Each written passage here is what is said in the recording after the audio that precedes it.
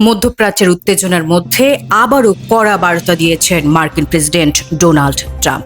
তিনি ইরানকে হরমুজ প্রণালী খুলে দিতে 6 এপ্রিল পর্যন্ত নতুন সময়সীমা বেঁধে দিয়েছেন। বিশ্বের অন্যতম গুরুত্বপূর্ণ তেলপথ স্টেট অফ হরমুজ দিয়ে প্রতিদিন বিপুল পরিমাণ জ্বালানি সরবরাহ হয়। এই পথ বন্ধ থাকলে বিশ্ব অর্থনীতিতে বড় ধরনের প্রভাব পড়ে। সম্ভাব্য বিশ্লেষণ, সময় বাড়িয়েছে, কূটনৈতিক সমাধানের সুযোগ রাখা হয়েছে। একই সঙ্গে সামরিক চাপও বজায় রাখছে ইউনাইটেড স্টেটস। ইরান সময়সীমা না মানলে বড় ধরনের সামরিক অভিযান শুরু হতে পারে বিশ্লেষকদের মতে। এই আলটিমেটাম কেবল সামরিক হুমকি নয়, এটি একটি কৌশলগত চাপ যাতে ইরান আলোচনায় আসতে বাধ্য হয়।